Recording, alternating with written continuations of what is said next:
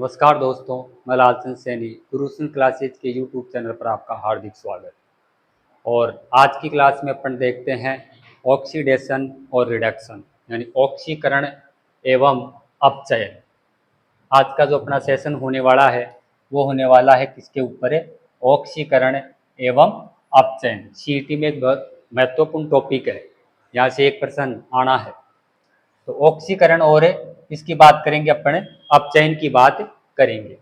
Oxidation and reduction, बहुत शानदार तरीके से इसको अपन को समझना है। और आज के सेशन में अपन स्टार्ट करते हैं क्या? ऑक्सीकरण एवं अपचयन। देखो दोस्तों, ऑक्सीकरण और अपचयन ये रासायनिक अभिक्रियाएं हैं। रासायनिक अभिक्रियाएं जब अपन पढ़ते हैं तो कई प्रकार पढ़ते हैं, जैसे अपघटन अभिक्रिया होती है, जैसे वियोजन अपघटन को कहते हैं, संयोजन अभिक्रिया होती है, ऊष्माक्षेपी होती है, ऊष्माशोषी होती है, विस्थापन अभिक्रिया होती है, द्विविस्थापन अभिक्रिया होती है। ऐसे इसमें से आपको अभिक्रियाओं के टॉपिक में से एक टॉपिक या जो प्रकार है वो इसे सीईटी एग्जाम में दे रखा है, ऑक्सीकरण और अपचयन। और ऑक्सीकरण और अपचयन जब मिलती है, दोनों एक साथ गठित होती है, तो वो होती है रेडॉक्स अभिक्रिया। तो आज अपन बात करते हैं ऑक्सीकरण अपचयन। आपको जैसे ही लग रहा है कि ऑक्सीकरण, देखो ऑक्सीकरण है और एक होता है अपचयन। ऑक्सीकरण, ऑक्सीकरण का मतलब है ऑक्सीजन का जुड़ना।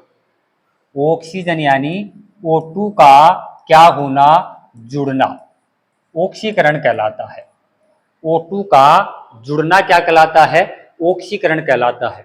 इस ऑक्सीकरण अभिक्रिया को, अपचयन अभिक्रिया को अपन कई माध्यमों के आधार पर पढ़ेंगे, जैसे ऑक्सीजन के जुड़ने के आधार पर, हाइड्रोजन के जुड़ने के आधार पर, ऋण विद्युतीय तत्वों के संयोग वियोजन के आधार पर, धन विद्युतीय तत्वों के संयोग और वियोजन के आधार पर, और इलेक्ट्रॉन ग्रहण करने और इलेक्ट्रॉन त्यागने के आधार पर। टोटल अपन आज पढ़ेंगे तो वो कितने प्रकारों से पढ़ेंगे? 5 प्रकारों से। ऐसा नहीं कि ऑक्सीकरण, ऑक्सीजन का जुड़ना ही ऑक्सीकरण है। कई बार ऑक्सीजन वहां पर दर्शाता ही नहीं है, इलेक्ट्रॉन दे देता है, तो फिर वहां पर समस्या हो जाती है कि ऑक्सीकरण कौन सी अभिक्रिया होगी। तो अलग अलग माध्यमों के आधार पर आज अपन चर्चा करते हैं ऑक्सीकरण और किसकी? अपचयन की। तो दोस्तों, मैं एक अंतर के माध्यम से आपको समझाना चाहता हूं। एक तरफ अपन लिखेंगे ऑक्सीकरण और दूसरी तरफ अपन लिखेंगे क्या?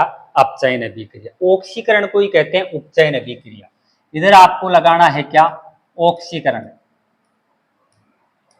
ऑक्सीकरण। इंग्लिश में इसको कहते हैं ऑक्सीडेशन। और इधर लगाना है आपको क्या? अपचयन, अपचयन। इसी को कहते हैं दोस्तों उपचयन, उपचयन। या तो बोल दो उपचयन या बोल दो ऑक्सीकरण। उपचयन के विपरीत अपचयन है, अपचयन के विपरीत उपचयन, और उपचयन का दूसरा नाम क्या होता है? ऑक्सीकरण होता है। पहले अपन देखते हैं ऑक्सीजन के आधार पर। किसके आधार पर? ऑक्सीजन के आधार पर कि उपचयन या ऑक्सीकरण अभिक्रिया क्या होती है और अपचयन अभिक्रिया क्या होती है। पहले अपन बात करें किसके आधार पर? ऑक्सीजन के आधार पर। तो ऑक्सीजन का जुड़ना, ऑक्सीजन का जुड़ना ऑक्सीकरण है, और ऑक्सीजन का वियोजन या ऑक्सीजन का हटना या ऑक्सीजन का त्यागना क्या कहलाता है? अपचयन कहलाता है। ऑक्सीजन का जुड़ना ऑक्सीकरण, ऑक्सीजन जैसे ही जुड़ेगा तो उसका ऑक्सीकरण होगा, और ऑक्सीजन जैसे ही हटेगा तो उसका अपचयन होगा। तो यहां पर है ऑक्सीजन का जुड़ना, मैं यहां पर बता देता हूं O2 का जुड़ना या O2 का संयोग, O2 का संयोग क्या कहलाएगा? ऑक्सीकरण कहलाता है। ऑक्सीजन का संयोग बोल दो, ऑक्सीजन का जुड़ना बोल दो, तो बात एक ही है। ऑक्सीजन का यानी O2 का संयोग क्या कहलाता है? ऑक्सीकरण कहलाता है। यानी ऐसी अभिक्रियाएं जिसमें ऑक्सीजन जुड़ेगी तो मतलब कौन सी अभिक्रिया होगी? ऑक्सीकरण अभिक्रिया। हम ऑक्सीजन के आधार पर पढ़ रहे हैं, तो ऑक्सीजन का संयोग तो ऑक्सीकरण है, ऑक्सीकरण का संयोग यानी ऑक्सीजन का संयोग तो ऑक्सीकरण है, जुड़ना तो ऑक्सीकरण है, तो फिर हटना क्या होगा, निकलना क्या होगा ऑक्सीजन का? तो वो कहलाता है कौन? अपचयन। तो अपन लिख सकते हैं यहां पर कि O2 का निष्कासन, O2 का निष्कासन, निष्कासन का मतलब होता है निकलना, निष्कासन, O2 का निष्कासन। अगर अपन इसको उदाहरण के माध्यम से समझे कि ऑक्सीकरण कैसे हो रहा है और अपचयन कैसे हो रहा है, तो देखो उदाहरण अपन देखें तो अगर ये कहेंगे अपन, ये कार्बन है प्लस ये ऑक्सीजन है और यहां पर बन जाता है दोस्तों CO2। बताओ कार्बन अकेला था, ऑक्सीजन यहां पर जुड़ा, तो कार्बन के साथ ऑक्सीजन जब जुड़ता है, कार्बन के साथ जब ऑक्सीजन जुड़ता है तो बन जाता है कार्बन डाइऑक्साइड। बताओ यहां पर संयोग हो रहा है, कार्बन के साथ ऑक्सीजन जुड़ रहा है, तो मतलब कौन सा अभिक्रिया हो जाएगी? ऑक्सीकरण हो जाएगा। यानी कार्बन का ऑक्सीकरण हो रहा है, यहां पर कार्बन का क्या हो रहा है? ऑक्सीकरण। क्यों? क्योंकि कार्बन के साथ कौन जुड़ रहा है? ऑक्सीजन जुड़ रहा है। तो C+O2 CO2 मतलब हो गया ऑक्सीकरण का उदाहरण। अगले उदाहरण की अपन बात करें तो पहला उदाहरण C+O2 CO2 था। दूसरे अकरण की बात करें तो देखो S+O2, S का मतलब सल्फर है, यहाँ पर ऑक्सीजन जुड़ेगा तो अपने पास बन जाता है, बताओ क्या? SO2। बताओ ऑक्सीजन जुड़ रहा है, तो जुड़ रहा है मतलब ऑक्सीजन का संयोग कौन सी अभिक्रिया का उदाहरण हो गया? ऑक्सीकरण अभिक्रिया का उदाहरण हो गया। बताओ ऑक्सीकरण किसके आधार पर? ऑक्सीजन के आधार पर। कोई समस्या? बिल्कुल नहीं। कि ऑक्सीजन का संयोग मतलब जुड़ना, संयोग कह दो बोले क्या कह दो? जुड़ना, बात एक ही है। तो C+O2 CO2 S+O2 क्या बन गया? SO2। तो यहां पर क्या हो रहा है? संयोग हो रहा है। किसका हो रहा है? ऑक्सीजन का, और ऑक्सीजन का संयोग क्या कहलाता है? ऑक्सीकरण कहलाता है। अगली अपन विपरीत बात करें, ऑक्सीजन का निष्कासन, ऑक्सीजन का निष्कासन। तो अगर मैं ये कहूं यहां पर ऑक्सीजन का निष्कासन होगा, बाहर निकलेगा, तो जैसे उदाहरण पर देखेंगे तो 2KClO3, 2KClO3 इसका अपघटन होगा तो ये बन जाएगा 2KCl प्लस O2। ये कितने अणु हो जाएंगे? 3। तो ये बात बैठ गई। 2KClO3 इसका अपघटन हुआ तो देखो पोटेशियम क्लोरेट होता है, ये पोटेशियम क्लोरेट है, इसका नाम क्या है? Potassium chlorate. तो पोटेशियम क्लोरेट का अपघटन होता है तो ये टूटता है पोटेशियम क्लोराइड और ऑक्सीजन में। बताओ ऑक्सीजन बाहर जा रहा है, ऑक्सीजन क्या हो रहा है? बाहर जा रहा है, ऑक्सीजन क्या हो रहा है? बाहर जा रहा है। तो ये कौन सी अभिक्रिया हो गई? अपचयन अभिक्रिया हो गई। 2KClO3 2KCl यानी KCl बना और ऑक्सीजन बाहर निकल गया, तो क्या हो रहा है? और ऑक्सीजन का निष्कासन में अपन ने क्या लिखा था? अपचयन अभिक्रिया लिखी थी। अगली अपन बात करें तो जैसे आपके पास है MgO, इसका जब अपघटन करवाते हैं तो ये टूटता है दोस्तों Mg, मैग्नीशियम प्लस ऑक्सीजन। बताओ बाहर कौन निकल रहा है? मैग्नीशियम के साथ यहाँ पर ऑक्सीजन बैठा था, अब जैसे ही अपघटन हुआ तो मैग्नीशियम से टूटकर बाहर कौन हो गया? ऑक्सीजन। ऑक्सीजन क्या हो गया? निष्कासित हो गया। तो मतलब निष्कासन होना कौन सी अभिक्रिया कहलाती है? अपचयन अभिक्रिया कहलाती है। इसका विपरीत आप करोगे, इसका विपरीत आप करोगे, जैसे यहां पर लिखोगे Mg प्लस O2 तो क्या बन गया? MgO। तो बताओ ऑक्सीजन का जुड़ना ये किसमें चला जाएगा? तो कहोगे ये ऑक्सीकरण का उदाहरण है। इसका विपरीत आप करोगे Mg+O2 तो यहां पर बाहर निकल रही ऑक्सीजन, तो मतलब कौन सी हो जाएगी? अपचयन अभिक्रिया का उदाहरण हो जाएगा। तो ये नीचे वाला कौन सा हो जाएगा? ये ऑक्सीकरण का था, विपरीत करोगे तो ये कौन सा हो गया? ऑक्सीजन का निष्कासन। अगली अपन बात करें तो ये उदाहरण हो गए, किसके आधार पर हो गए? तो आप कहोगे ये किसके आधार पर हो गए? ऑक्सीजन के आधार पर हो गए। अगली अपन चर्चा करें 2 नंबर। 2 नंबर तो आता है हाइड्रोजन का। ऑक्सीजन के आधार पर आपको पता लग गया ऑक्सीजन का जुड़ना ऑक्सीकरण, ऑक्सीजन का निष्कासन तो कौन सा? अपचयन अभिक्रिया। अब बात आती है हाइड्रोजन की। एक को पकड़ लोगे तो दूसरा अपने आप याद हो जाएगा। जहां ऑक्सीजन जुड़ेगा वहां हाइड्रोजन निकलेगा, और जहां ऑक्सीजन का बाहर निकलना होगा वहां पर हाइड्रोजन का क्या होगा? संयोग होगा। तो ये अपन बात करें तो यहां पर आप लिखोगे H2 का क्या करोगे? संयोग करोगे या निष्कासन? तो आप कहेंगे यहां पर हाइड्रोजन का क्या होगा दोस्तों? निष्कासन। निष्कासन यानी बाहर निकलना। ऑक्सीजन जुड़ेगा वहां हाइड्रोजन क्या हो जाएगा? निष्कासन। ऑक्सीजन का जुड़ना ऑक्सीकरण, हाइड्रोजन का निकलना ऑक्सीकरण।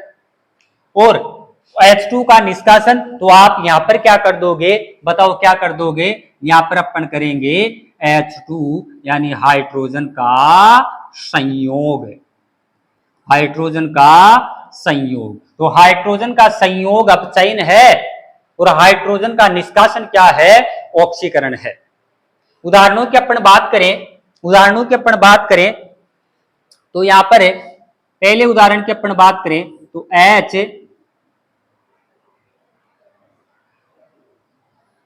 H2S प्लस O2 आगे आ जाएगा तो हाइड्रोजन सल्फाइड है, ऑक्सीजन के साथ अभिक्रिया करेगा तो आपके पास बन जाता है कौन? H2O प्लस बाहर निकल गया कौन? 2S। यहां पर समीकरण संतुलित करोगे तो सल्फर 2 है, सल्फर यहां पर 2 है तो यहां पर 2 लगा देना। यहां पर कितना लग गया? 2 लग गया। तो अब देखो यहां पर आप कहोगे हाइड्रोजन का निष्कासन कहां पर हो रहा है? तो हाइड्रोजन का निष्कासन बताओ पहले सल्फर के साथ में कौन बैठा था? हाइड्रोजन। आगे जब अभिक्रिया हुई ऑक्सीजन के साथ तो बताओ हाइड्रोजन किसको छोड़ देता है? सल्फर को अकेला छोड़ देता है और खुद किसके आके पास बैठ जाता है? ऑक्सीजन के पास। तो बताओ सल्फर से अलग कौन हुआ? हाइड्रोजन। हाइड्रोजन सल्फर से क्या हो गया? बाहर निकल गया। तो मतलब वो हाइड्रोजन का निष्कासन कौन सी अभिक्रिया हो गई? बताओ कौन सी अभिक्रिया? ऑक्सीकरण अभिक्रिया। अगर अपन बात करें हाइड्रोजन का संयोग, हाइड्रोजन का संयोग तो हाइड्रोजन की संयोग की बात करें तो H2 प्लस Cl2 बताओ क्या बनता है? HCl। HCl समीकरण को संतुलित करेंगे तो यहां पर 2 लगा देते हैं तो H2 प्लस Cl2 तो 2HCl। बताओ क्लोरीन के साथ कौन जुड़ रहा है? हाइड्रोजन। क्लोरीन के साथ कौन जुड़ रहा है?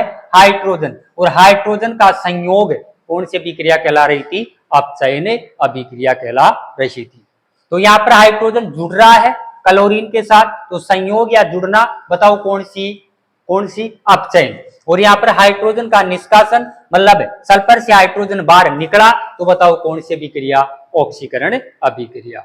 मतलब 2 आधार हो गए, ऑक्सीजन के आधार पर और दूसरा हो गया किसके आधार पर? तो आप कहोगे हाइड्रोजन के आधार पर।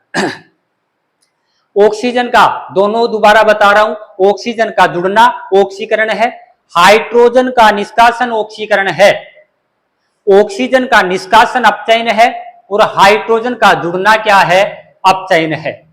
यह आपने बात इसमें सीखी है। अगली अपन बात करें, स्क्रीनशॉट ले सकते हैं या लिख सकते हैं एक बार।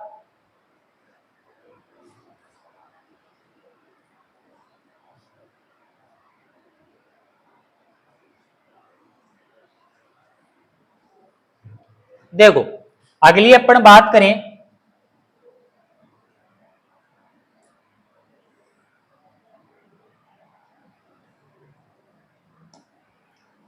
दो आधार हो गए, तीसरे आधार की अपन चर्चा करें तो तीसरा दोस्तों आधार जो होता है वो होता है आपके धन विद्युतीय तत्व के आधार पर।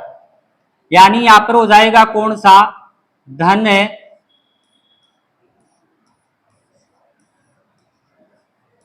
विद्युतीय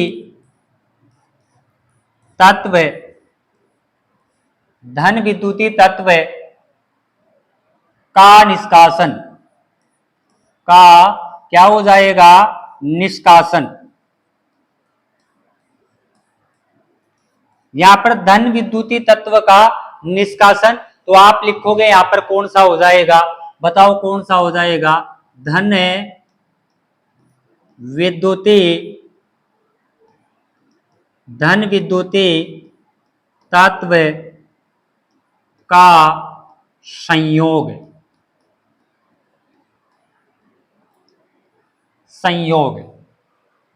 धन विद्युतीय तत्व का निष्कासन और धन विद्युतीय तत्व का संयोग। तीसरा आधार कौन सा हो गया, धन विद्युतीय तत्व। जब धन विद्युतीय तत्व का क्या होता है, निष्कासन, तो ऑक्सीकरण है, और धन विद्युतीय तत्व का क्या होता है, संयोग होता है, तो मतलब कौन सा होगा, अपचयन अभिक्रिया होती है। एक बार अपन समझ लेते हैं कि धन विद्युतीय तत्व होता क्या है। देखो, एक होता है कौन सा दोस्तों, धन विद्युतीय तत्व, और एक होता है कौन सा, ऋण विद्युतीय तत्व, या कहते हैं इसको विद्युत ऋणी या विद्युत धनी तत्व। बात एक ही है, विद्युत ऋणी या विद्युत धनी तत्व। तो धन विद्युती या बोल दो क्या आप है, ऋण विद्युती। तो धन विद्युती वे होते हैं जो इलेक्ट्रॉन का क्या करते हैं, त्याग करते हैं। इलेक्ट्रॉन का जब ये त्याग करते हैं तो इस पर आवेश आ जाता है कौन सा, धन आवेश, इसलिए इसका नाम पड़ जाता है धन विद्युतीय तत्व। ऋण विद्युतीय तत्व का मतलब यह है कि ये तत्व इलेक्ट्रॉन का क्या करते हैं, ग्रहण करते हैं, और जब तत्व इलेक्ट्रॉन को ग्रहण करता है तो उस पर आ जाता है कौन सा आवेश, ऋण आवेश, इसलिए इसका नाम पड़ गया ऋण विद्युतीय तत्व। एक बात याद रखना कि जितनी भी धातुएं होती है वो हमेशा क्या करती है, किसमें आएंगी, धन विद्युतीय तत्वों में। धन विद्युतीय तत्व जैसे आप कहते हैं सोडियम होता है, Na होता है, Na सोडियम के बाह्यतम कक्ष में इलेक्ट्रॉनों की संख्या होती है 1। बताओ कितनी होती है, 1 होती है। अब ये एक इलेक्ट्रॉन का क्या करता है, त्याग, और जैसे ही एक इलेक्ट्रॉन का त्याग करेगा तो यहां पर आ जाता है Na+, तो बाह्यतम कक्ष में वहां पर रह जाते हैं 2 और 8, बाह्यतम कक्ष क्या हो जाता है, समाप्त। तो ये सभी जो धातुएं होती है वो धन विद्युतीय होती है, क्योंकि सभी धातुएं ही इलेक्ट्रॉनों का क्या करती है, त्याग करती है। उनको ग्रहण करने का जो काम करते हैं वो करती है अधातुएं। जैसे क्लोरीन है, जैसे कौन है, क्लोरीन है, क्लोरीन के बाह्यतम कक्ष में होता है 2, 8 और 7। बताओ कितने की कमी है अष्टक पूरा करने के लिए, तो आप कहेंगे 1 की कमी है, और इनको 1 देगा तो बताओ ये कौन देगा, सोडियम। जो सोडियम ने बाहर इलेक्ट्रॉन निकाला है उसको ग्रहण कौन करेगा, क्लोरीन, तो फिर तो बन जाता है कौन, NaCl। तो इसको गया तो यहां पर बताओ कितना हो गया, 8, और जैसे ही 1 इलेक्ट्रॉन लेगा तो बताओ इस पर कौन सा आवेश आ जाएगा, ऋणावेश। तो जिस पर ऋणावेश पाया जाता है वो होते हैं ऋण विद्युती, और जिन पर क्या पाए जाते हैं, धन आवेश पाया जाता है, वो होते हैं कौन से दोस्तों, वो होते हैं धन विद्युतीय तत्व होते हैं। तो धन विद्युतीय तत्व और ऋण विद्युतीय तत्वों को आप समझ गए होंगे। अब उसके आधार पर कैसे धन विद्युतीय तत्वों का क्या, निष्कासन, ऑक्सीकरण। जब धन विद्युतीय तत्व बाहर निकलेगा अभिक्रिया से, अभिक्रिया होगी, धन विद्युतीय तत्व बाहर निकलेगा, उत्पाद में बाहर निकल जाएगा, तो फिर मतलब कौन सी अभिक्रिया, ऑक्सी। और धन विद्युतीय तत्व अगर जुड़ता है तो मतलब कौन सी अभिक्रिया होगी, तो वह अभिक्रिया होती है कौन सी, अपचयन अभिक्रिया होती है।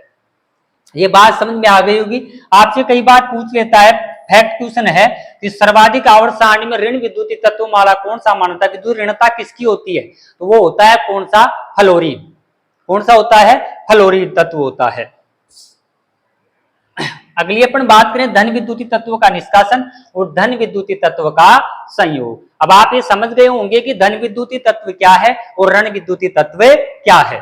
तो उसके आधार पर तीसरा नंबर देख लेते हैं, धन विद्युतीय तत्व का क्या है, निष्कासन है, और धन विद्युतीय तत्व का यहाँ पर क्या होगा, संयोग होगा। तो यहाँ पर धन विद्युतीय तत्व का अपन क्या करते हैं, उदाहरण देखते हैं।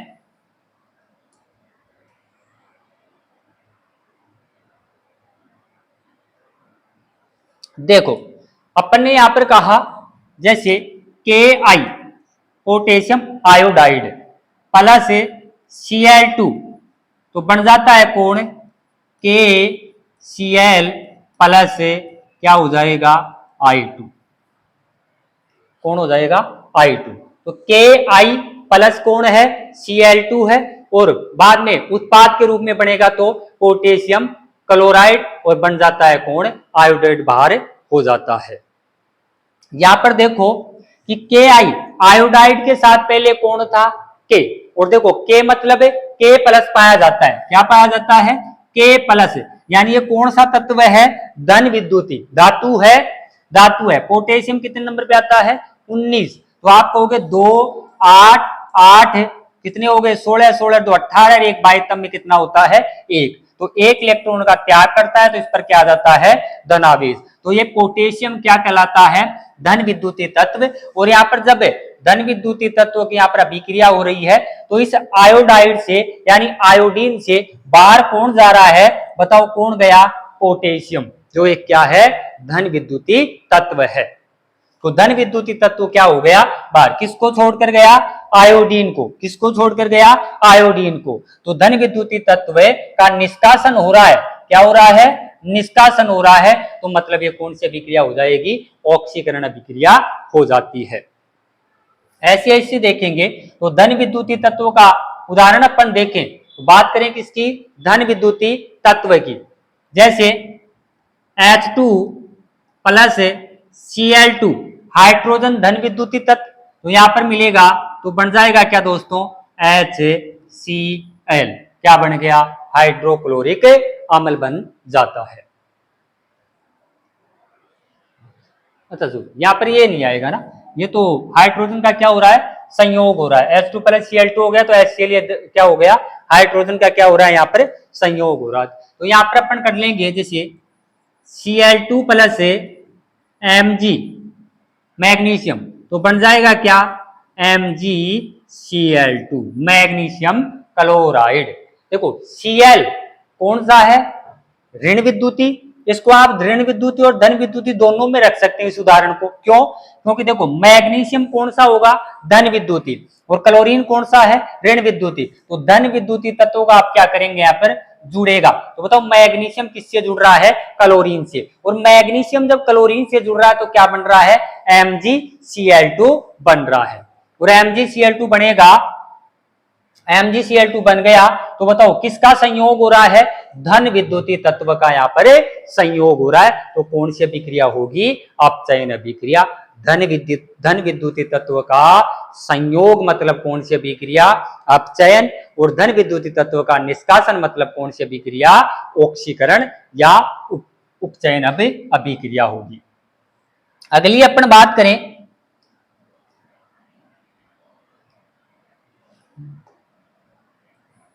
अगला, ये धन विद्युतीय तत्व हो गया। अगली चौथे नंबर की अपन बात करें तो होता है ऋण विद्युतीय तत्व। तो ऋण विद्युतीय तत्व का आ जाएगा दोस्तों यहां पर क्या संयोग। यहां पर धन विद्युतीय तत्व का क्या हो रहा था निष्कासन, यहां पर ऋण विद्युतीय तत्व का क्या होगा संयोग। अब यहां पर ऋण विद्युतीय तत्व का संयोग होगा तो बताओ यहां पर ऋण विद्युतीय तत्व का क्या होगा वियोजन या निष्कासन। तो यहां पर हो जाएगा ऋण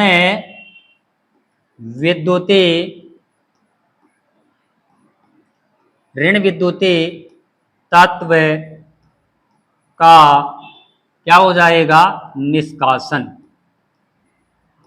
एक बार इस सारणी को अपन पढ़ते हैं फिर अपन को याद कैसे रखना है एक ट्रिक के माध्यम से अपन इसको याद कर लेंगे। ऋण विद्युतीय तत्व का संयोग हो रहा है और यहाँ पर ऋण विद्युतीय तत्व का क्या होगा निष्कासन होता है।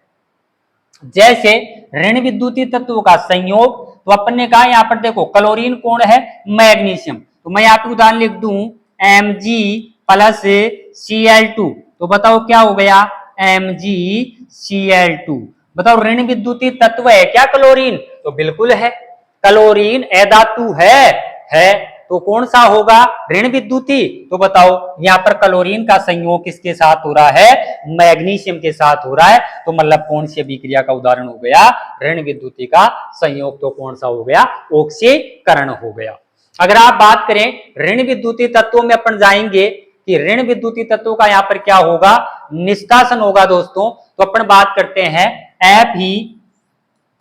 FeCl3 प्लस H2, तो बन जाता है क्या, FeCl3 प्लस क्या है, H2 है, तो क्या बन जाएगा, FeCl2 प्लस HCl।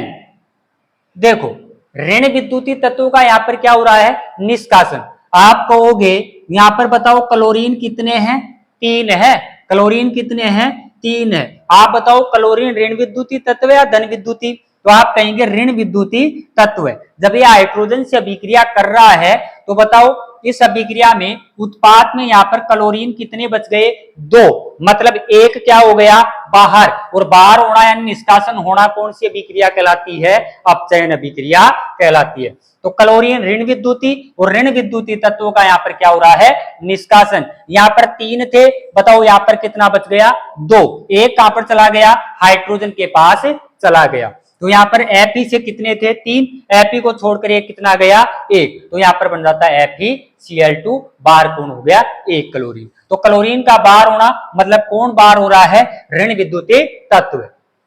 तो ये कौन सी अभिक्रिया हो जाएगी, तो ये अभिक्रिया हो जाएगी कौन सी, अपचयन अभिक्रिया। कितनी अभिक्रियाएं होगी दोस्तों, 4 आधारों पर अपन ने पढ़ लिया है। 5वें आधार की अपन बात करें,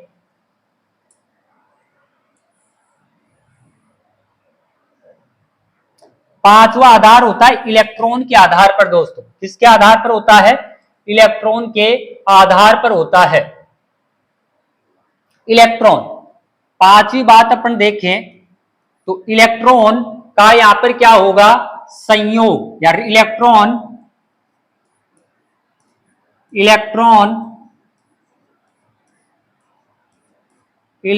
का निष्कासन।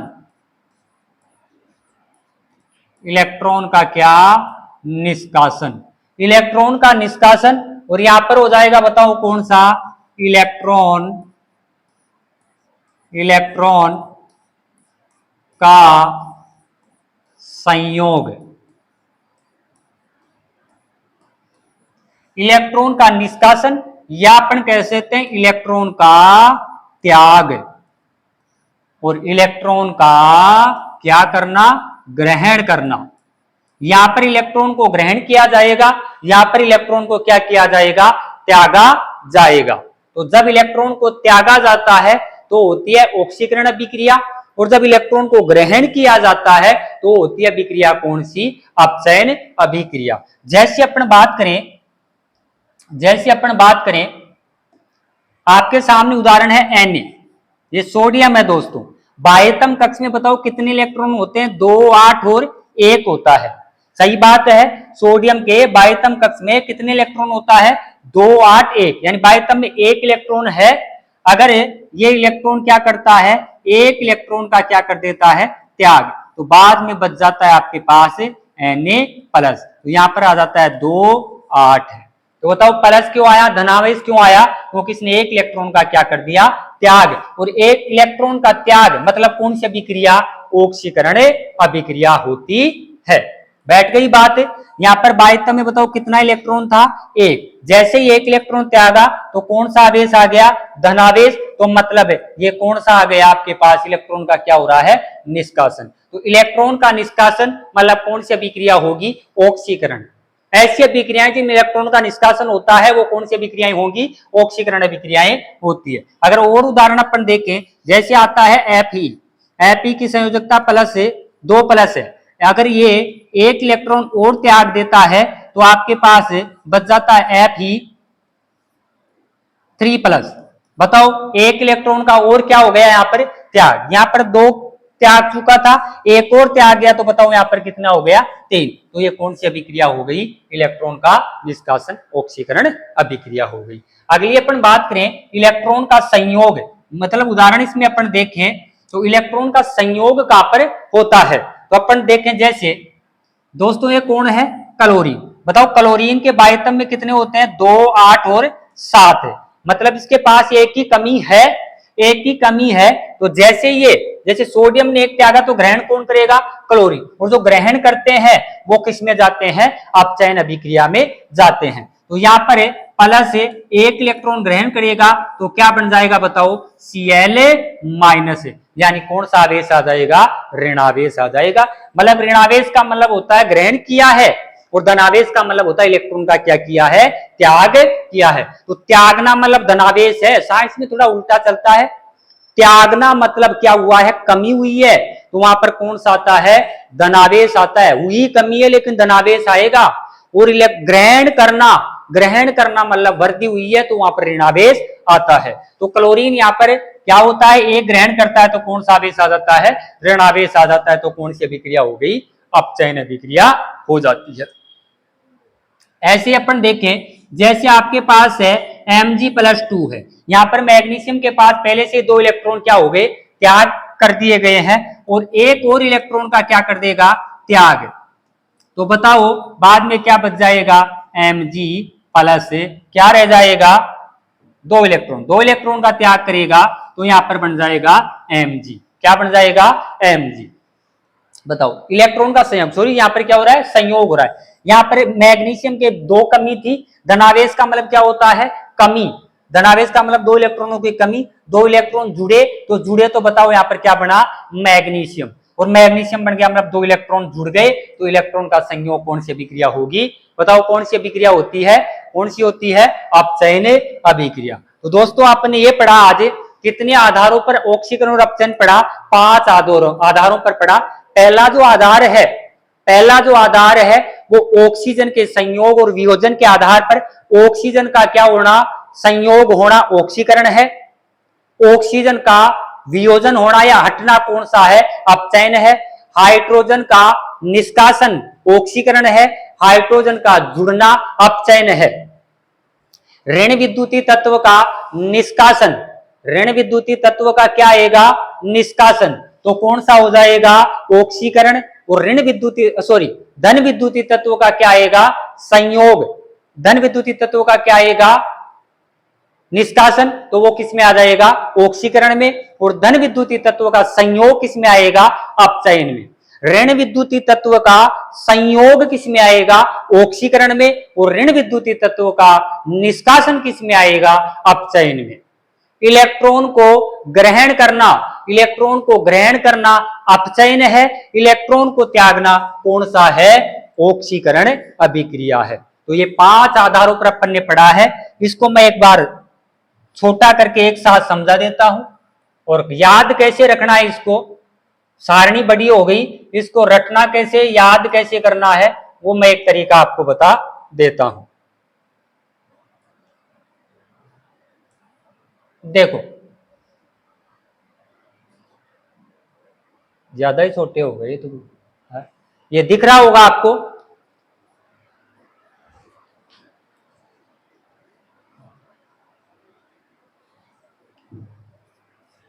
अपन ने इसमें ये देखा है,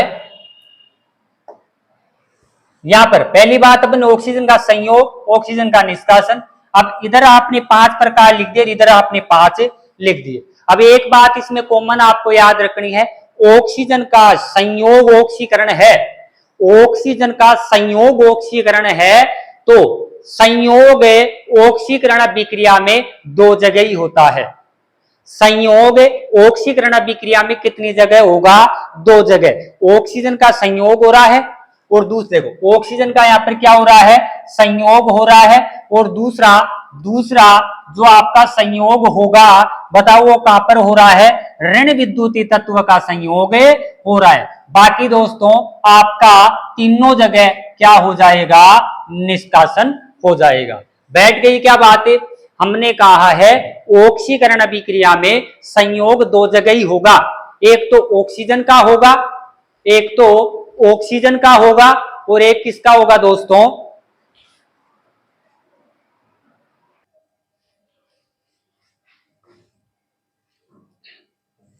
तो ऑक्सीकरण में संयोग कितनी जगह होगा?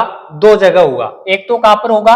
ऑक्सीजन का संयोग और दूसरा होगा ऋण विद्युतीय तत्व का संयोग। समझ गए? और बाकी तीनों जगह क्या होगा? निष्कासन होगा। इधर दो जगह संयोग हुआ है, वहां से इधर वहां पर क्या कर देना? निष्कासन। और बाकी तीनों जगह यहां पर क्या हो जाएगा? संयोग। जिनका ऑक्सीकरण में संयोग हो रहा है उसका अपचयन में क्या हो जाएगा? निष्कासन। और जिनका ऑक्सीकरण में निष्कासन हो रहा है उनका अपचयन में क्या हो जाएगा? संयोग। तो एक याद कर लो, यहां पर अपने कहा ऑक्सीकरण अभिक्रिया में बताओ संयोग किसका होगा?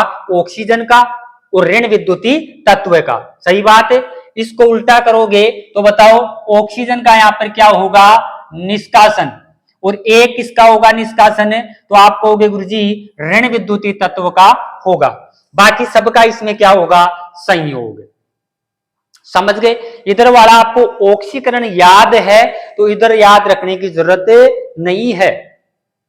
ऑक्सीकरण में संयोग दो जगह हो रहा है। ऑक्सीजन का तो होता है तभी तो ऑक्सीकरण है वो। उसके साथ देखो याद कैसे करेंगे?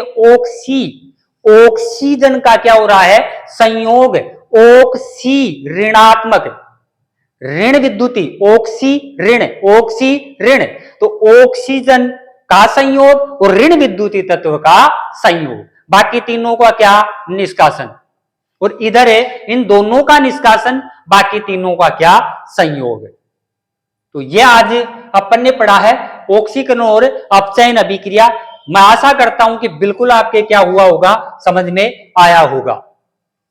अगली अपन बात करें कि जो ऑक्सीकरण और जो अपचयन अभिक्रिया होती है कभी कभी कई उदाहरणों में एक साथ घटित हो जाती है। जब दोनों अभिक्रियाएं एक साथ घटित हो जाती है तो उस अभिक्रिया को बालकों कहते हैं ऑक्सीकरण। ऑक्सीकरण क्या कहते हैं? रेडॉक्स अभिक्रिया कहते हैं। कौन सी अभिक्रिया कही जाती है? रेडॉक्स अभिक्रिया। या इसी को कहते हैं कौन सी? उपापचय अभिक्रिया या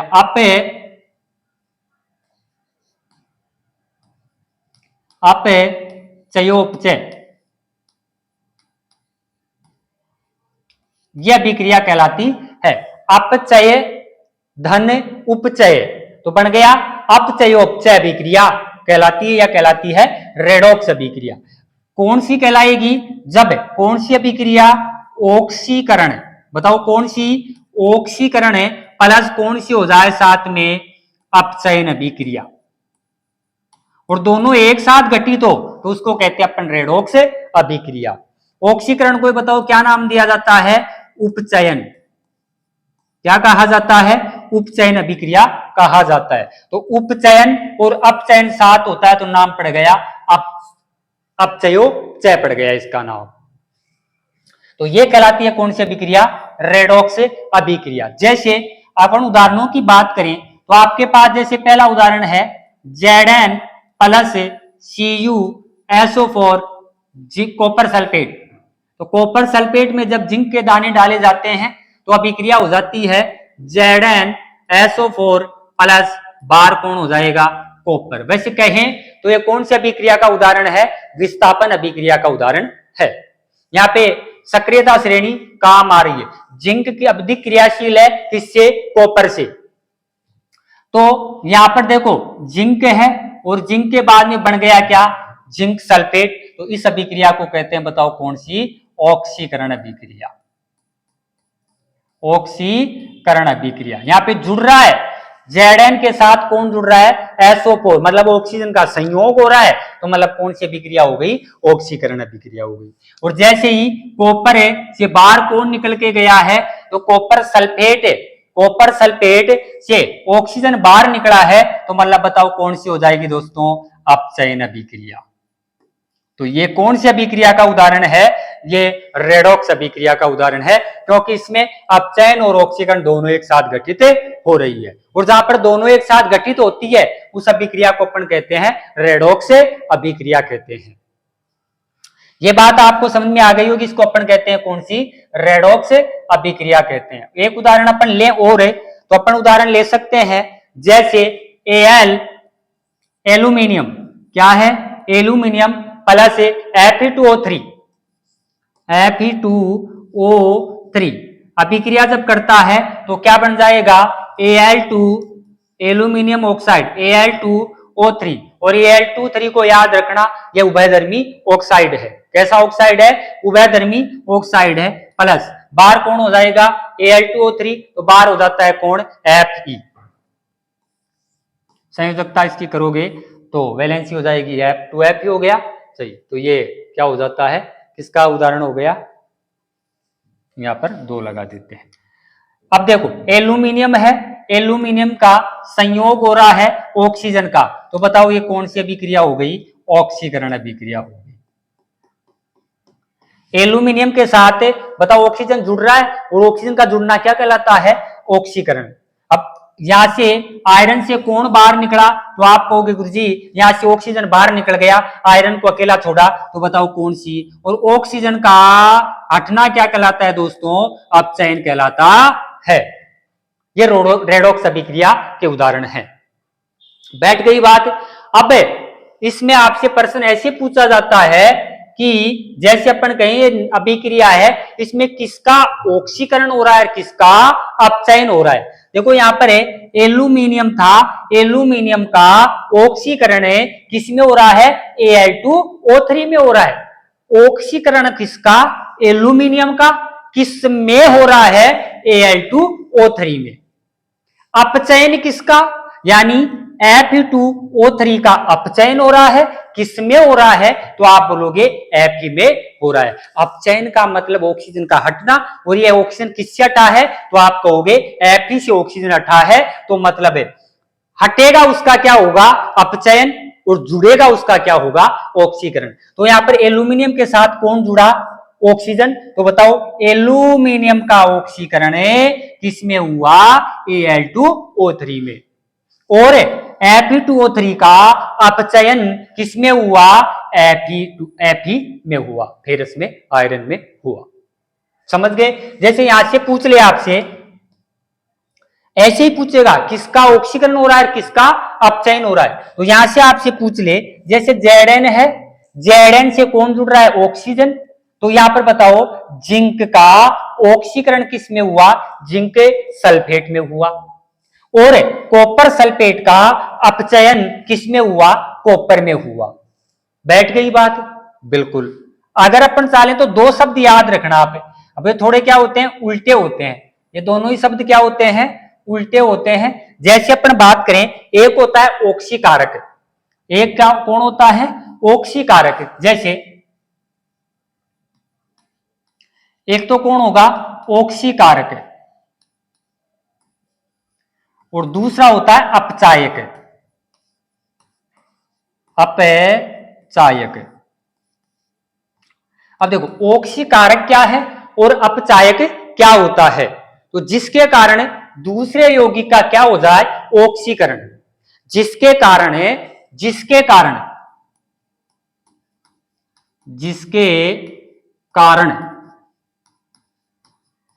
दूसरे यौगिक का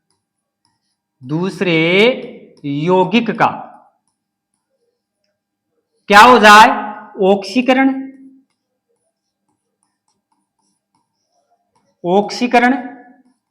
तथा स्वयं का क्या होगा, अपचयन, स्वयं का क्या होगा, अपचयन।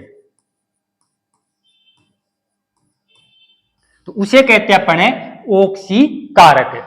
समझने की कोशिश करना, जिसके कारण दूसरे यौगिक का क्या हो जाए, ऑक्सीकरण, जिसके कारण दूसरे यौगिक का बताओ क्या हो जाए, ऑक्सीकरण, और स्वयं का क्या हो जाए, अपचयन, वो कौन कहलाता है, ऑक्सीकारक कहलाता है।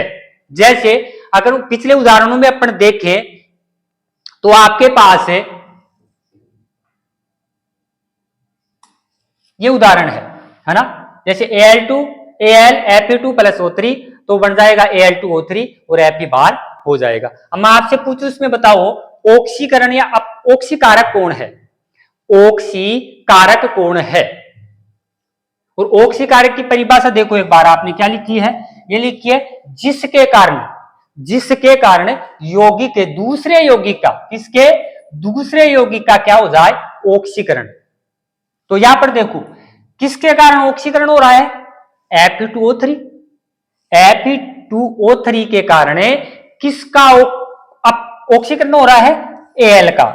एल्यूमिनियम का क्या हो रहा है, ऑक्सीकरण। किस में हो रहा है, Al2O3 में। एल्यूमिनियम का ऑक्सीकरण Al2O3 में हो रहा है, किसके कारण, Fe2O3 के कारण। और स्वयं का क्या होता है, अपचयन। तो स्वयं का बताओ, यहां पर Fe2O3 का क्या हो रहा है, अपचयन, क्योंकि Fe से क्या बाहर निकल रहा है, ऑक्सीजन। तो इसका तो अपचयन हो रहा है, अपचयन हो रहा है। और इसके कारण एल्यूमिनियम का क्या हो रहा है, ऑक्सीकरण हो रहा है कि नहीं हो रहा है, हो रहा है। तो बताओ इसमें ऑक्सीकारक कौन होगा, Fe2O3 होगा। बैठ गई बात। इसका विपरीत आप करोगे, इसके विपरीत आप करोगे तो एक होता है अपचायक। अपचायक यानी जिसके कारण दूसरे यौगिक का क्या हो जाए, अपचयन, और स्वयं का क्या हो जाए, ऑक्सीकरण। जिसके कारण दूसरे यौगिक का अपचयन और स्वयं का क्या, ऑक्सीकरण। मतलब ऑक्सीकारक की विपरीत परिभाषा इसमें आ जाएगी। जैसे आपसे पूछा जाए तो इसमें बताओ अपचायक कौन होगा, तो जिसके कारण क्या हो, अपचयन। अब बताओ अपचयन किसके कारण हो रहा है, अगर आपसे पूछ लिया जाए इसमें अपचयन किसके कारण हो रहा है, तो जैसे इसके कारण तो क्या हो रहा था, ऑक्सीकरण। और अपचयन किसके कारण होगा, एल्यूमिनियम, या कौन आ जाएगा, Al2O3। तो ये कौन कहलाएगा, अपचायक कहलाएगा। स्वयं का क्या होगा, ऑक्सीकरण। स्वयं का तो क्या होगा, ऑक्सीकरण। जैसे अपन ने परिभाषा यहां पर लिखी है,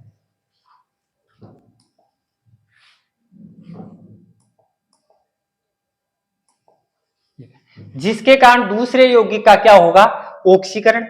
तो अपचायक में क्या हो जाएगा, अपचायक। तो अपचायक वे होंगे जिसके कारण दूसरे यौगिक का क्या हो जाएगा, अपचयन। दूसरे का तो क्या हो जाएगा, अपचयन। और स्वयं का क्या हो जाएगा, स्वयं का क्या हो जाएगा, ऑक्सीकरण। अब इसमें आप इधर देखोगे तो स्वयं का ऑक्सीकरण किसका हो रहा था, स्वयं का ऑक्सीकरण किसका होगा, ये देखो ऑक्सीकरण किसका होगा, तो आप कहोगे एल्यूमिनियम का ऑक्सीकरण किसमें हो रहा है, Al2O3 में।